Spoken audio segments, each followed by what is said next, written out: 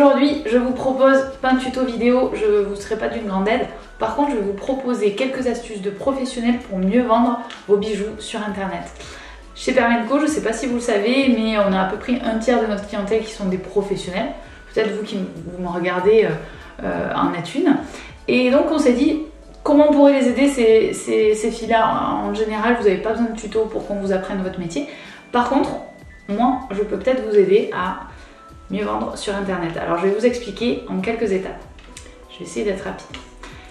Première astuce, prenez de jolies photos. Ça, c'est vraiment dommage quand on voit des clientes à nous qui font des choses magnifiques en pâte polymère, en tissage, en perlage, peu importe la technique, et la photo souvent est pas à la hauteur de ce que ça pourrait rendre.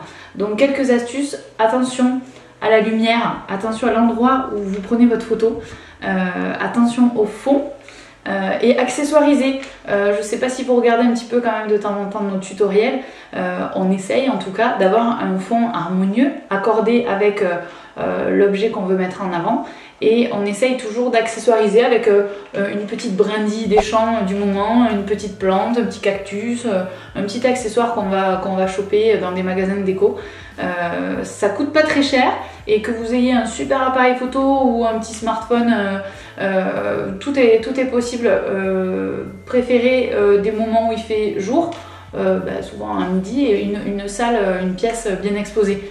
Évitez les selfies salle de bain et autres photos un petit peu kitsch. Voilà, ça c'est la première astuce. La seconde, la page Facebook. Il vous faut absolument une page Facebook, mais attention, pas la page Facebook, le compte ami, ça on l'a quasiment tous. La page Facebook pro, et ça c'est différent. À quoi ça sert? Déjà, vous allez montrer au monde que vous êtes installé à votre compte et donc que vous vendez. Parce que si vous avez un compte ami, on peut se dire juste que vous partagez votre passion. Là, le compte pro va vous permettre de diffuser des infos autrement, et surtout d'activer l'onglet boutique. Je vous montre ça avec une capture d'écran. Capture d'écran. L'onglet boutique va vous permettre de mettre en ligne vos derniers bijoux, vos dernières collections, d'indiquer un prix, d'indiquer peut-être les composants, d'indiquer le temps de travail si vous estimez que c'est nécessaire pour mieux le vendre, et aussi de faire un lien vers votre site internet. Et ça, c'est ma troisième astuce. Ayez un site internet professionnel. Ne dépendez pas des places de marché spécialisées dans le bijou. Je ne suis pas là pour citer des noms, je ne citerai pas de noms. Par contre, vous avez des plateformes du genre Shopify. Je vous mets le lien juste là.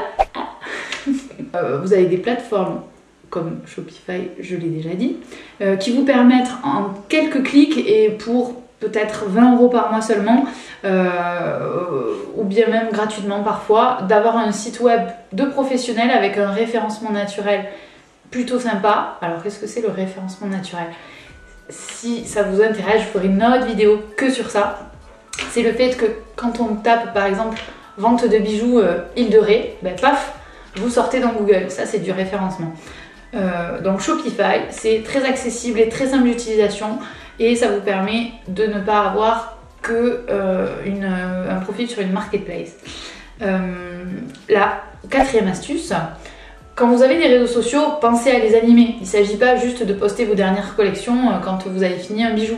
Il faut aussi fédérer, animer. On essaye de le faire, nous, à Perlenco.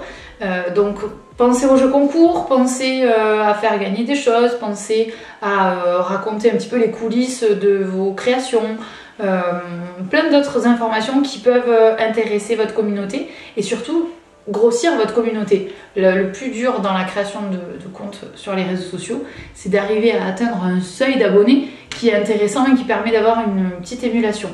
On pourra aussi faire une vidéo à ce sujet. Si ça vous intéresse, n'hésitez pas à commenter cette vidéo. Une fois que vous avez une page Facebook pro, ça vous permet aussi de faire ce qu'on appelle du co-branding. Ça vous parle, le co-branding?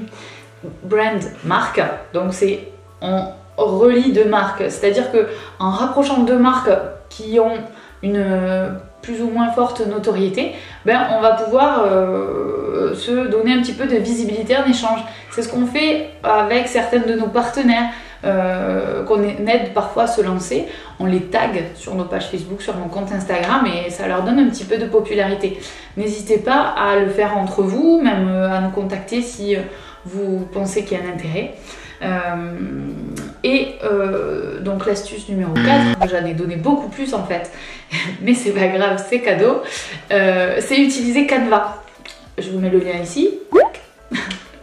Canva, c'est une plateforme qui permet aux gens comme moi qui sont très nuls en graphisme, c'est pour ça que j'ai Tiffany qui est graphiste dans l'équipe, vous la connaissez, qui permet de faire des visuels plutôt sympas pour mettre en avant des jeux, des concours, des créations, intégrer du texte facilement. C'est gratuit, il y a plein de modèles différents, que ce soit pour vos miniatures YouTube, pour vos publications Instagram, pour vos bannières de site web. Vraiment, si vous n'êtes pas graphiste, vous allez voir, avec un petit peu de goût et un petit peu de patience, on arrive à faire des trucs très sympas.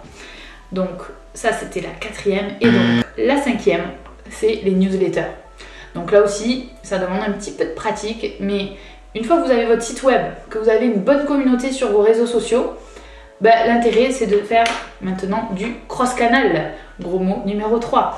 Le cross-canal, c'est arriver à croiser vos réseaux, à croiser vos sources de trafic, croiser votre Facebook avec votre Instagram, avec votre site web, avec votre newsletter et arriver à faire que tout ce petit monde se rejoint quelque part et fait grossir votre nombre d'abonnés aux newsletters et vos followers sur vos différents réseaux sociaux.